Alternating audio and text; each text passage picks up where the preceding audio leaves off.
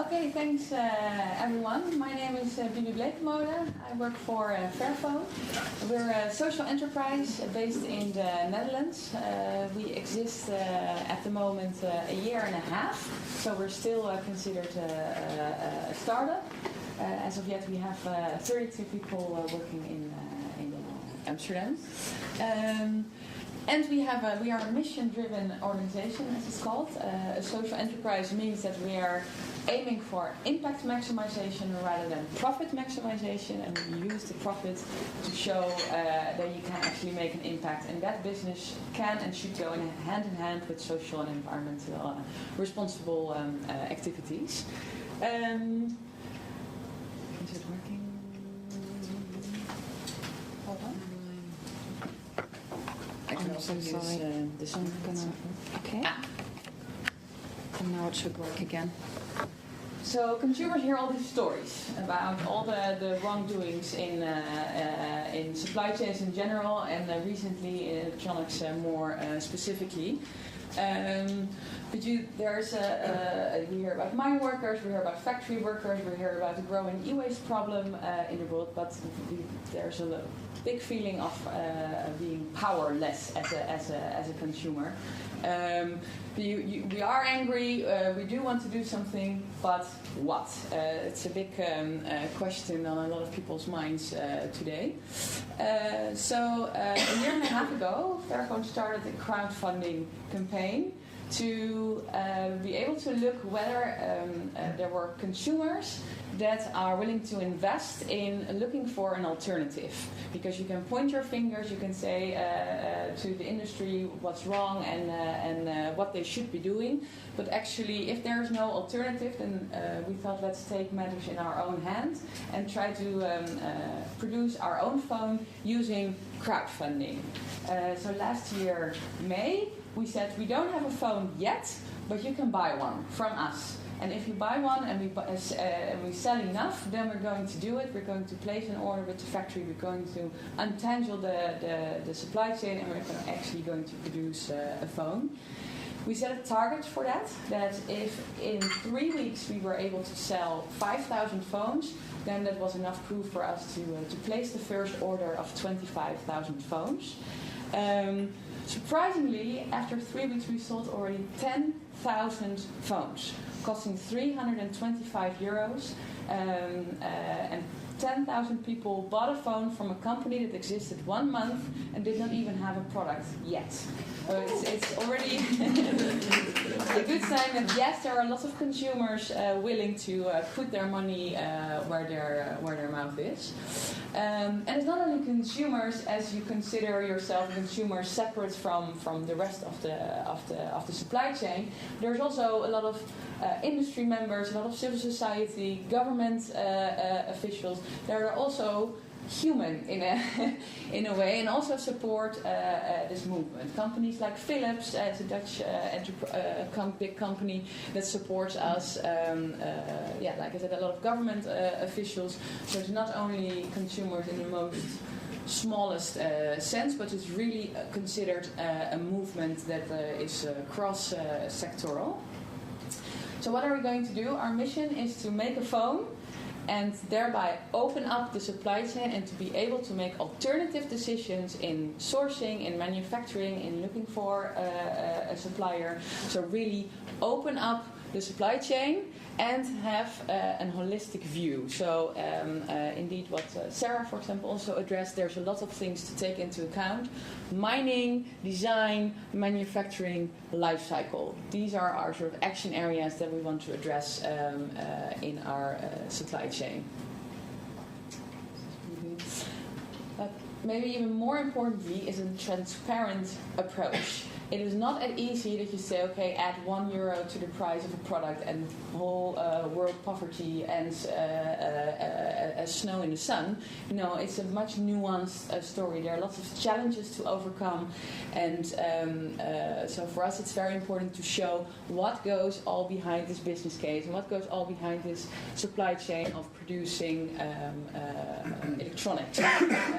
This is a cost breakdown of the first Fairphone. We published this last December, highlighting more or less how the price of the phone is built up. So how the €325 overall is currently spent. And transparency is one thing about all the good things that you can do, but you also have to show that it really requires a step-by-step approach. Like I said, it doesn't. You don't change the world overnight. It really requires a step-by-step approach, and also be honest about the gradual approach that you can take. For example, there are 30 different types of minerals used in a phone. So I already mentioned the four most important ones, or the ones that have the most human rights violations associated with it. But there are 26 other minerals: copper, aluminum, cobalt, and on and on and on, that are in the end needed to produce a phone. Now, for the first Fairphone, we located two: tin and tantalum, of all different materials that are needed to go in there. This shows the route of the tin and tantalum, how they go from mines in the eastern DRC, that we work together with multi-stakeholders. So there's an NGO overseeing that mine. The transport company is joining that project. The component manufacturer is joining that program. So you can actually have a closed pipeline from mine all the way to the factory in China where the phone is assembled. So actually you show also by this how global actually this whole supply chain is. And then it's only on one component or only in one aspect of the phone. Tin, for example, is used to solder all the individual parts to the printed circuit board, and tantalum is used in capacitors for their heat resistance characteristic. But because it's not always that easy to do it your own way as a very small company in a multi-billion industry, so we have to be creative sometimes. One tip: never ever import something in China during holidays, because then no authority is going to help you out.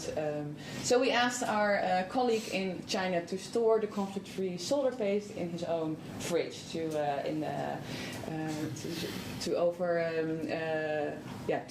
during the holidays, so that it's maintained cool. But also to show that there's a lot of challenges that you encounter already for these two materials.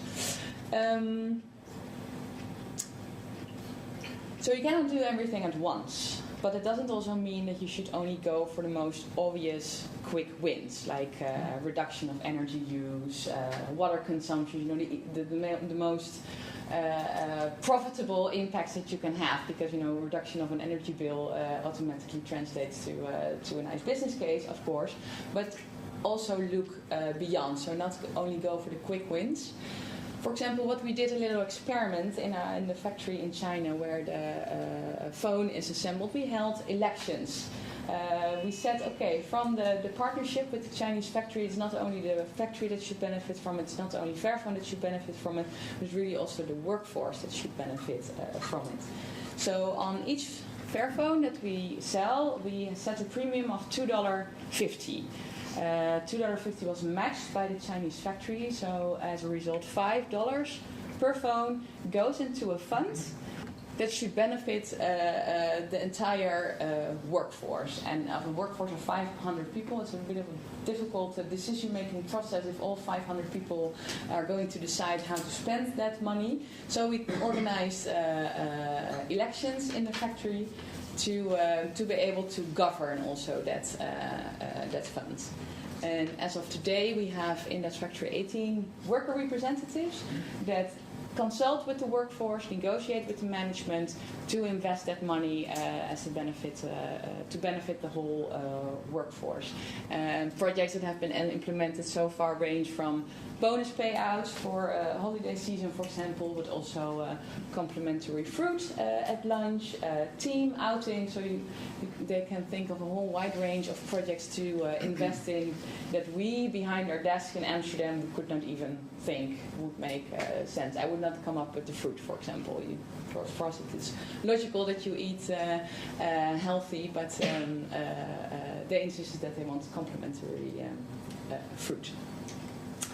And also don't only go for the quick wins, move beyond the obvious and take producer responsibility further than only the supply chain and only the use phase, but also look all the way end of life. What happens to products after a consumer has used it, once it's broken or once it's end of life? We support a project in Ghana where we collect scrap phones together with local partners. A lot of these phones end up in landfills where people try to get to the minerals that are on the printed circuit boards for the copper, etc., resulting in a lot of hazardous materials going into the soil and a lot of harsh working conditions for those people. So we work with local partners and have a collection program where we actually give an amount of money to the people if they hand in these scrap phones instead of going to dismantle them on their own. And these phones are being shipped to Europe, where there's a high tech facility to recycle and to actually extract the precious minerals off the printed circuit board, so you can re-enter them into the global market, also decreasing the pressure on the virgin mines. In the end, it's all what we want to do. It's really about creating these new relationships between people and their product, to humanize the supply chains, to humanize the production processes, and most importantly, to empower also the consumer to take matters into their own hands. We sell, for example, the spare parts of the Fairphone on our website together with tutorial videos, so people themselves in their own homes can repair a screen, for example, which is one of the most fragile pieces on a smartphone generally, easily can crack if you drop it on the floor. So people are now able to buy their own screen and to repair that. And of course to create social connection between people, because Fairphone is not a traditional product. You don't have accessories that you can buy in every shop. It's a different model.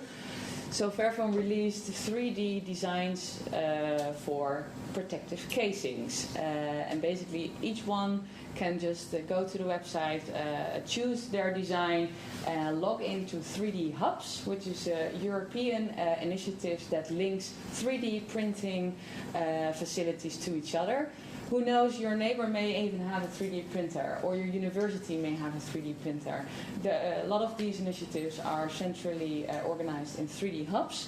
You can take your design to one of those nearest facilities and print your own case together with your neighbor or your university. All to stress the human aspect and to stress the consumer behavior that you can take matters into your own hands.